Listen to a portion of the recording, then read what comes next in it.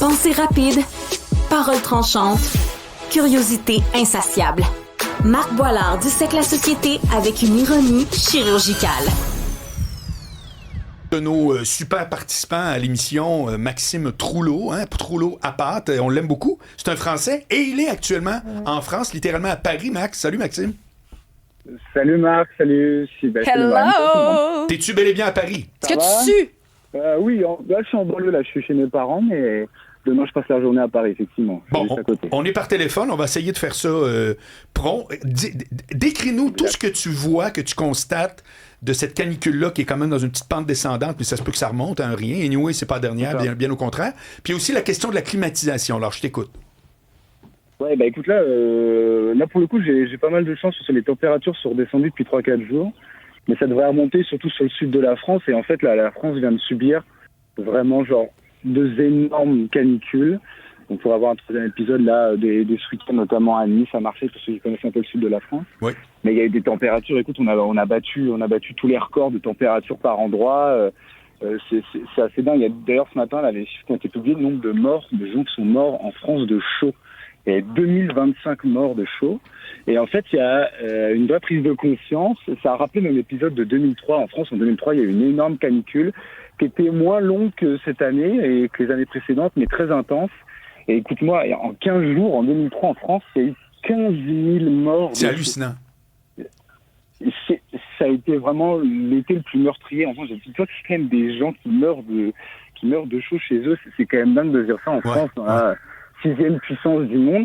Et en fait, il y a un débat, effectivement, Marc, tu le disais, sur la clim, parce que la France est très peu dotée en clim.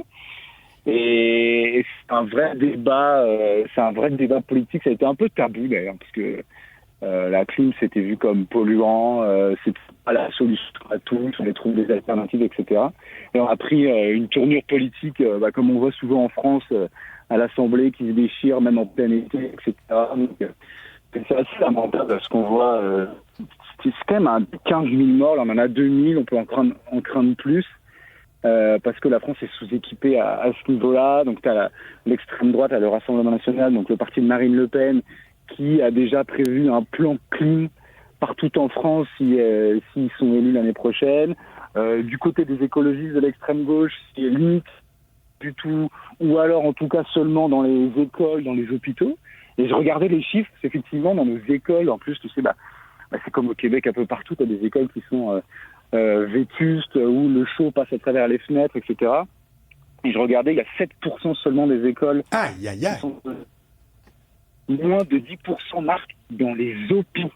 Ça, c'est incroyable. Le chaud dans les hôpitaux, c'est juste hallucinant. Alors là, le gouvernement, évidemment, à la hâte, a dévoilé un grand plan clim.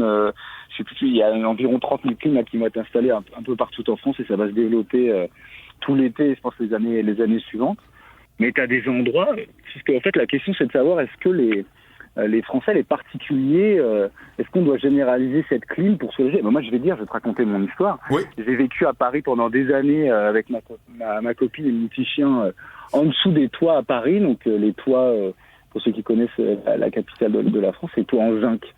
Mais dis-toi, les toits en zinc, tu mets ta main sur un toit en zinc en pleine chaleur. C'est comme si tu mettais une main sur une poêle dans un four. C'est-à-dire que la chaleur est absorbée et arrive dans ton appartement. Et t'as des appartements, il y a des reportages en France où t'as des jeunes qui se logent comme ils peuvent. T'as des 35-36 degrés dans l'appartement. Ouais. 36 dans l'appartement. Mais c'est l'ancienne maison de bonne, ça. Oui. C'est dans le temps, là, c'était les bonnes qui étaient complètement au plafond, ouais, exactement. Puis là, maintenant, beaucoup pour les étudiants parce que c'est petit. Puis tu vois, ça a des 35 degrés à l'intérieur. C'est une affaire de fou, là. Avec d'ailleurs des loyers, c'est un autre débat, mais des loyers qui sont c'est gros luxe pour le prix, alors pour le prix. Hein. Mais tu sais, c'est quand même aussi un enjeu économique. Tu vis dans des appartements où il fait cette chaleur-là, même la nuit où ça retombe très difficilement, où tu dors 2 heures. Alors une nuit, ça va, Marc, mais 3 jours, 4 jours, les canicules sont de plus en plus chaudes, de plus en plus longues. Comment tu vas travailler derrière? T'es crevé de ta nuit, c'est complètement fou de dire ça. Mmh. Donc il y a un vrai sujet même économique. Il y a des économistes qui disent que la France pourrait perdre de l'argent économiquement si elle continue à ne pas s'équiper en clim ou des solutions alternatives, en tout cas de trouver des solutions. Donc effectivement, c'est un vrai enjeu. De plus en plus de Français prennent conscience quand même que la clim est une des solutions, si ce n'est la solution. Moi, je pense que c'est quand même urgent. Là, on a trop tardé. Je te dis 2003, 15 000 morts. C'est pas possible, c'est pas entendable. Voyons, non, ça n'a aucun sens. C'est complètement fou des gens, les gens qui meurent de chaud chez eux. T'imagines le truc?